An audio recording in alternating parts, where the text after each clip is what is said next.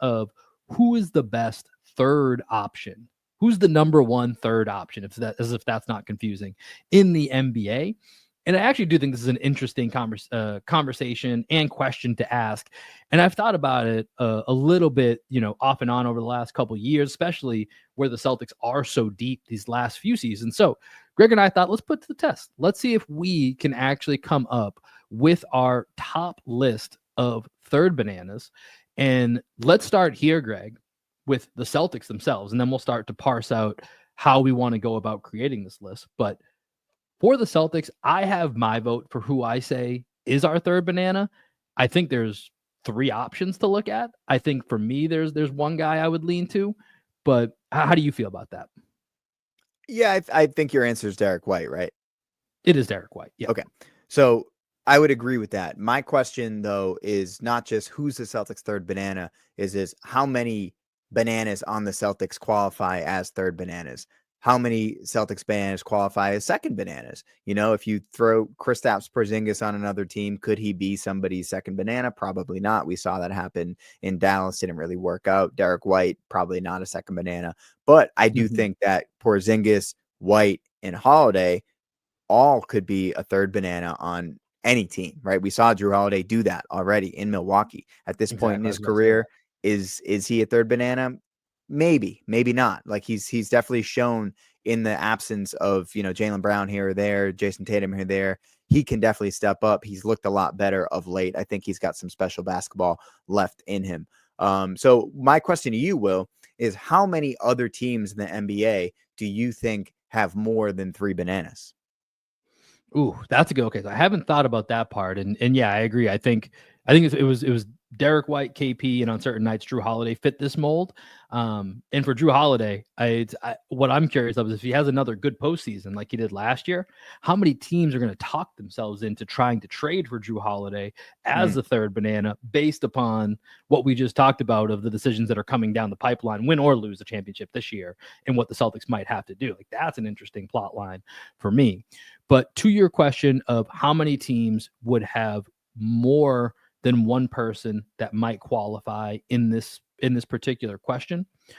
I guess written down here, because I have a couple teams where I struggle to figure out who's the third option, who's the fourth option. I'm stopping using the word banana because we've said banana so many times. I want a banana, and I'm going to eat a banana after this. Actually, that was part of my plan, anyways. But can I ask you? I was thinking a lot about this because we got some time to fill here.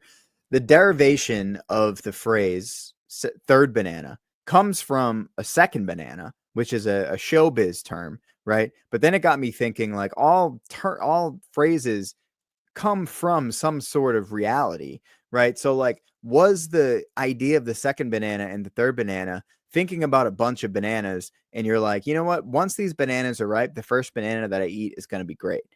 By the time I'm ready for a second banana, like that second banana is still probably going to be pretty good. But by the time I'm ready for that third banana, if I ate the first banana when it's ripe, is the third banana now not so good because it's not as ripe, where it's like too mushy and it's actually better for banana bread? Am I going bananas right now, saying banana all these times? There's a lot of banana. I don't know. So here's my first question, then we'll get off of bananas. Who eats more than, like, I'm assuming you're not talking about one sitting, because eating more than one banana in a sitting feels like a weird move. Right. No, that's also part of this is the idea of second banana. Like, you don't need that second banana. You really only needed that first banana. That's part of why you're I love eating three bananas. A banana. I almost have a banana a day, right? Like that's usually kind of one of the first things I have. Yeah. Usually either one of the first things I eat, or it's like my midday snack is usually a banana. And when I don't have bananas in the house, I feel like I'm I got to go get bananas. It's one of the few things that I feel like I need as part of my I'm not going to call it daily, but semi-daily routine. But there does get a point where I'm like, that banana's a little too brown. I even though it's probably fine, something about it that I just don't feel right about. But yeah, I don't know. That's a good question. We'll have to figure out the answer to the banana lineage. But back to your question. While we've been stalling, I've been thinking about how many teams would potentially have more than one option as someone that may qualify as that third option. I think the answer that I would lean on is probably 3 to 4 teams is what I'm thinking of that have a third option. That have a third option that have potentially more than one third option. Is Oh, what they is what have I think more you're than asking. one third option. Okay, can I Right. guess? Yeah, go for it. Can I guess the teams? First guess, I'm gonna go Knicks. Yep, that's one of them. Second guess, I'm gonna go Cavs. Yep, that's another one. And my final guess, Wolves. Yeah, you're spot on. Those are the teams that I Okay. was thinking of. That because for some of them, I'm like, I don't know. Like I think probably And when we say Cleveland. option, let's clarify. We're not talking about give the Yeah, ball to them in crunch time. It's just like best player. best player. Yeah, Yeah. best Yeah. player. Exactly. And that's what I think is gonna be interesting about this is kind of clarifying like who do we consider? Like we just said, Derek White for us is the third guy, and I think part of that's availability. He's also awesome, and that's just why you got to choose him over KP, right? Like he's awesome and he's available way more of the time. So for me, that's why he gets the third spot. Like, let me ask you about Cleveland. Who do you consider their third option? Let's start there. Mobley. See, interesting. See, I went Darius Garland. Either Mhm. way, though, it doesn't change my list that I have because I think I would have them in the same spot that I have regardless. But Yep. that's where also, if we wanted to stretch it out the way that we did with Drew Holiday, you could do that with Jared Allen. I think where you're like, yeah, he's not really your third option, but he is someone that like on a certain night you're like, damn, he had 2020. Like, you know what Mhm. I mean? Like you could squint and see that. Knicks self-explanatory. I It's think you could make Brunson, an argument with Cat, the Bridges, OG. Warriors. So I put Draymond is who I have on my list as their third option. Who would be the guy that you squint and is also potentially a third option, or you Kaminga. would just potentially say Kaminga? Okay, yeah, I don't. Kaminga's too inconsistent for me, man. I see the ceiling there. I don't think it's quite there. But let me ask you this, so we can start. This will start to get us transitioning to our list a little bit. So I don't think every team obviously has a true third option. When we're really talking about like a big three type option, not necessarily a big three in the way that it's three all stars, but in the Mhm. way that it's like a real hierarchy of first guy, second guy, third guy, maybe a fourth guy. And that's where maybe it debates. Yeah. Not every team has this. Most good teams, I will say, do. There's about there's two really good teams this year for me that I don't think qualify for this, and they just have a plethora of kind of like good guys that just not really enough separation. But I Kings. think most good teams say that again. Kings.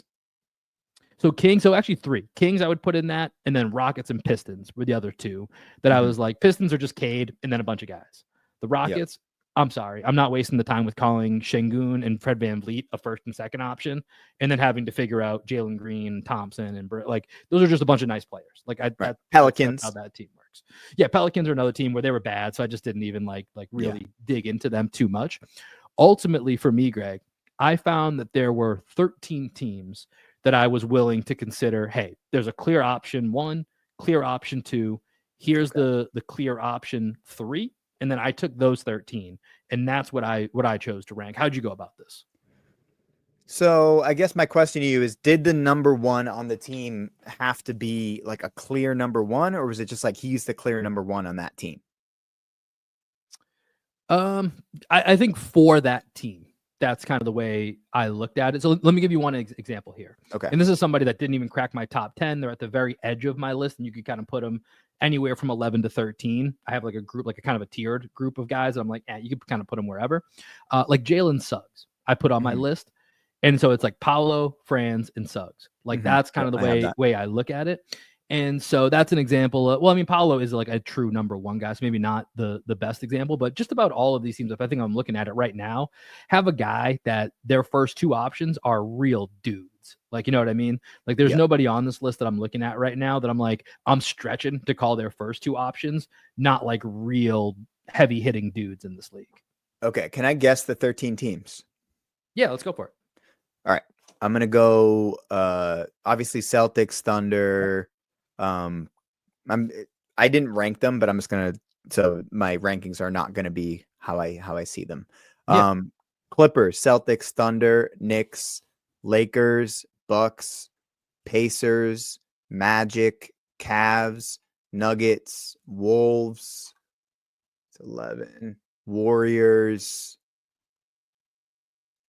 Mavs.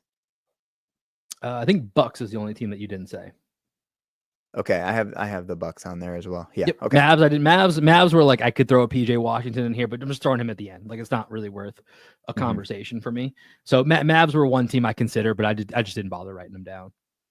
But Okay, yeah, so you got all the you're other teams. you're calling Lopez their third option? Yes, I called Brook Lopez the Bucks' third option. He's at the back end of my 13 guys that I ranked. Is he better than Derek Lively? I mean, listen, like I said, I guess I said PJ Washington. You're right. I guess it would be Derek Lively on the Mavs. For both of those guys, they're somewhere in that back end of like Mm-hmm. 11, 12, 13, Yep. 14. Yep. So yeah, so that was the Mavs was another team that I considered putting on here, but then we're having a Lively versus PJ Washington third Mm-hmm. banana debate, and nobody Yeah. wants to hear that. Yeah, and they're both fourth bananas. Let's be real. Exactly. So that's why, like for me, that's the back end of the list.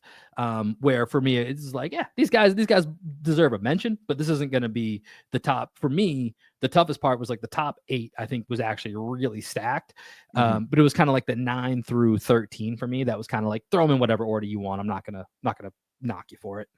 Okay, I didn't actually rank my third bananas, to be honest with you. I want to hear how you rank them. Yeah, let's do it. And then let's kind of figure out like where I was at. So, like I said, I kind of did. Let me go my 9 to 13 because this is where I think it's you can knock around this order a bit, and then the top 8 is where I think you could really have some different opinions, and almost any of them could be right. So, for me, back end, Miles Turner was number 13. That was the Pacers representative at the very bottom. I had Brook Lopez right below him at 12, Jalen Suggs at 11. Again, mix up that order. Not going to stress on it. I had Norm Powell to start my top 10 based off a lot of the strength of this season. And with Kawhi coming back, kind of fits into that hierarchy.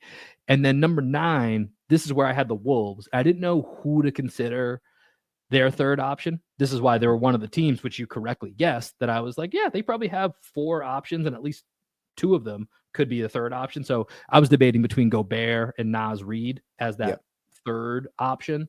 Neither of us are big Gobert people, but listen, the dude's won 4 defensive player of the years. Like, might not be my cup of tea. He's clearly valuable on the court and in the right, setting.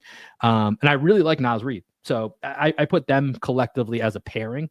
I put them at 9. So those were the bottom 4 for me. Can you say the first couple? Because I tuned out for a second. Yeah, it's all good. I'm used to it. It's usually what happens.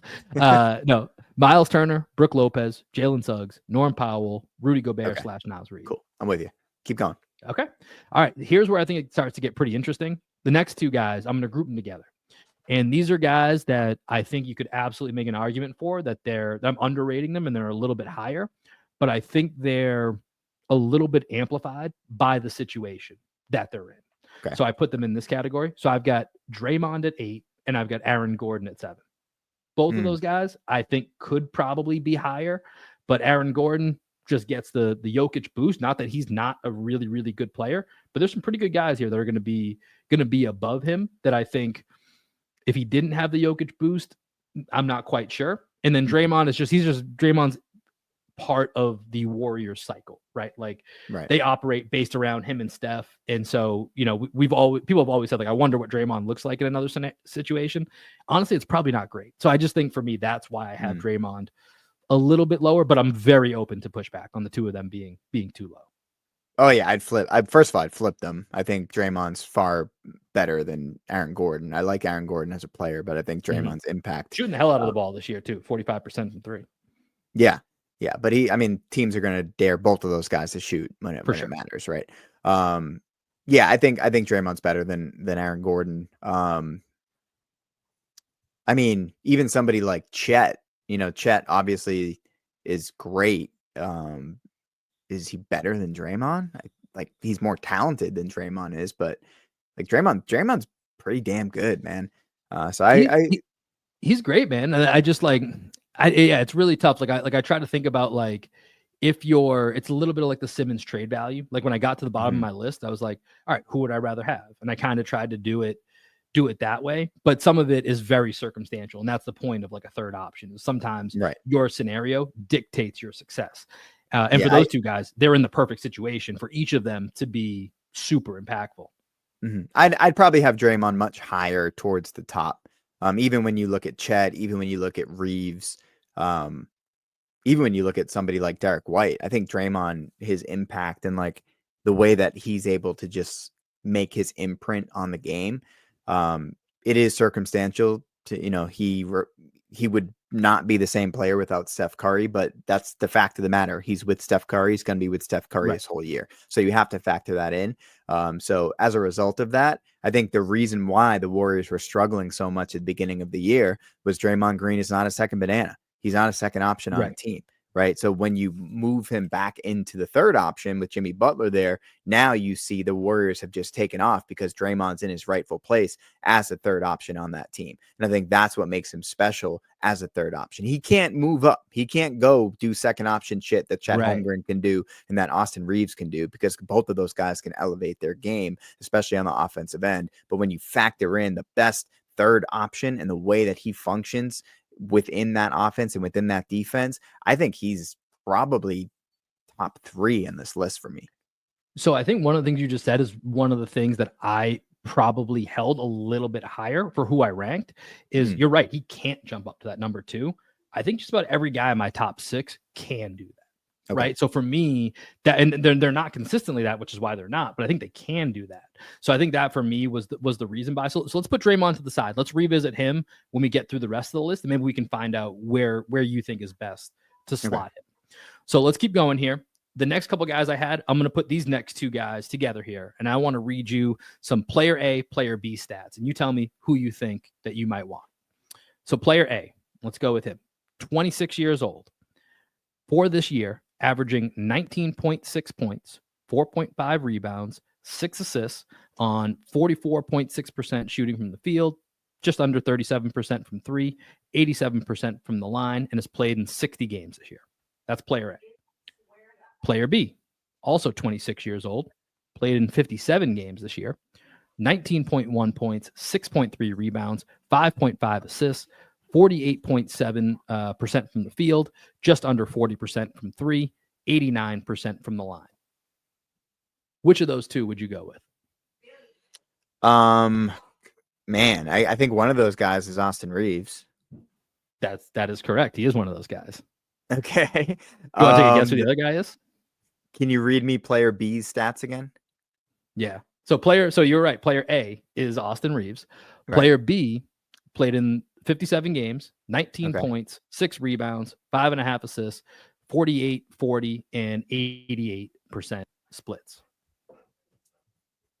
Is that Garland? It is not. We'll get to him. It's Desmond Bane. Oh, Desmond Bane. Good call on that. I do have him listed here. I didn't have him. Yeah. Okay. Yeah. Yeah. So I have them as my 5-6, and it's kind of a toss up to me. And like, yeah. Go ahead. I'm just saying, like, when you think of Desmond Bane, going back to the Draymond argument, like Draymond's better than Desmond Bane. I think Draymond's better than Reeves. But when you compare these 2 guys, I'd probably want Bane just because I believe in him as a defender more than Reeves. I don't have much evidence to say that that's true. But I think I would probably rather have Bane than Reeves. But Reeves is really damn good, man. Every time I watch him play, there's more and more that he kind of adds to his bag, and he has a real fuck you to him. Yeah, and I think Bane's got a little bit of that too. Like Bane was got in a fight the other night. I can't remember who it was with. It was somebody that maybe it was Durant or something like that. And it's like, I like that Bane has it. Bane's got a little edge to him as well. So I think for the 2 of them, I was surprised to see just how similar like those numbers are. Like those were nearly like spot on for each of them here. And you're hearing Austin Reeves because he's getting the LA bump. And it's like, man, Desmond Bane's kind of doing the same shit, and he actually averaged more points a year ago, and a little bit more 2 years ago. So Desmond Bane does have a little bit of that next level. I think he's probably leveled out where I thought maybe, hey, we were like, is this guy going to become a consistent all-star? And he still might make an all-star game or 2, but I think they're pretty close right there. Again, like you're saying, Draymond, they're going to live. They're going to live in the CJ McCollum realm their whole life. And that's a lot of what happens to third options. It's very rare that you get the Ray Allen, Paul Pierce, KG, where all 3 are all-stars, or the LeBron, Wade, Bosh, right? Like that doesn't happen nearly as much anymore. And so, so I think they're very close. Again, we'll circle back to Draymond. I know right now, since you put Draymond above the 2 of them, Let's go to my number 4 option here. And this is where the New York Knicks come into play. And this is where I don't know if you have a hard lean one way or the other. For me, it's kind of similar to the Wolves where I had a Gobert / Reed. For me, this is a Bridges / OG. This is supposed to be Bridges 100% confirmed, no doubt about it, if they're really hitting their ceiling. But I don't think it has been this year. So for me, this is still kind of a slash spot right now. And maybe this is the one silver lining of Jalen Brunson getting hurt. Bridges is going to have to handle the ball a little bit more in this stretch. Yeah. And so we'll have to see how that goes. I think they're like 500 since Brunson went out or somewhere around that. I know they lost the Spurs last night. So we'll have to see how that works out. But I think and part of that is on Bridges. Part of that's probably on Thibodeau and just being like, I have Brunson. Why would I ever take the ball out of his hand? We need to win every single minute. It's like, I get it, man. You also got to like kind of work the team together for the long run, which I think is Thibodeau's biggest weakness. But I think for me, that's why I'm kind of split with the two of them, but I still think they're both high level third options. Okay. I agree. It's between those two, but let me phrase it to you this way. If you had to choose between the two of those guys to be on your team in a 1-game scenario, game 7, who you picking? Probably OG. Yeah, me too. I'm picking OG. I mean, I think it also depends who my other top 2 guys are, but more times than not, it's likely OG. Yeah, I don't even know if it would make that much of a difference for me. If we're just thinking like top end talent, we have it 1 and 2, right? I think OG is a better player than Bridges. Like I don't think Bridges' defensive reputation, I've always kind of been down on Bridges as a defender. Maybe it's just because he can't guard either of the Jays, but OG, I've seen it, and I've seen him be like a Kawhi level defender. I've never seen Bridges get to that level of defense. He's a nice defender. I think he does, in certain matchups, he can be a problem, putting his length on a smaller guy, fighting over screens, things of that nature. But in terms of like, you need a wing stopper, it's not Mikal Bridges. Mikal Bridges is a nice defender, plays passing lanes really well. OG is just like a fucking wrecking ball out there on defense. And you don't need the great thing about a third banana is you don't need them to do that much on the offensive end, right? They're basically just 3-and-D guys at that point who maybe get elevated in a second unit to the second option, but you're rarely going to ask them to do anything initiating offense. Bridges can do it. We've seen him do it, but for a shit team, right? The Nets weren't good with him as the first option. So I would rather have OG. I'm going to say OG is the third option on that team. OG or Draymond then? I still think I'd take Draymond, dude. Hey, listen, like I said, he's the guy on this list for me that I was like, I got him lower, but I absolutely see the argument to put him much higher. Yeah. The one pushback I will say to you is I do think it's very valuable having that third option be able to handle the basketball. Like I do think that's actually something that I would say you're slightly underrating. Now with Draymond, that's obviously something he can do. But I think like with a lot of guys, being able to either handle the ball or being able to be some form of a hub, either offensively or defensively in a big way, like that does make a big difference. But like from just a handling the ball perspective, it can be a luxury as a number 3, but I think it is something that a lot of elite teams, for the most part, will have. So that way, when you're resting one of your top 2 guys, theoretically, you're going to have at least 2 of those other guys out there, right?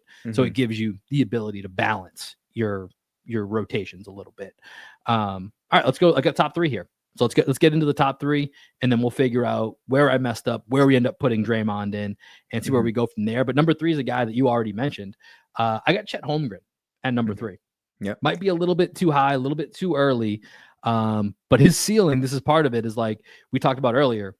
He might actually be the number 2. This might be J-Dub a year from now, right? Like this might be that. So that for me is why I put him at 3, despite the fact that, it actually surprised me, Craig. He played all 82 games last year, despite missing his rookie year. Played all 82 last year. Unfortunate injury early this year. Comes back. We saw him in Boston. He looked great against the Celtics. And so when you see a performance like that, it really kind of sticks out to you that despite how strange this dude looks like Quasimodo, but just skinny, but somehow dude puts in work. So I've got him as my 3 option. Might be a little too high, but I think once again, looking at it as all the guys I've listed behind him, I think every team so far would go, no. Chet's the guy. And honestly, in a year or two with a little bit more evidence, the teams in front, or at least the next team, would probably pick Chet over him as well. Yeah, I think this is where you can't make the argument that Draymond's actually better. The more I've just kind of been considering it as we've been talking it through, I think when you can go 7-2, who can handle and can be defensive player of the year level rim protector and rim deterrent, and the stuff that he can do just on the perimeter and everything Chet Holmgren brings to the table, man, I'd not be able to pick Draymond Green over him at this point, which leaves Darius Garland and Derek White.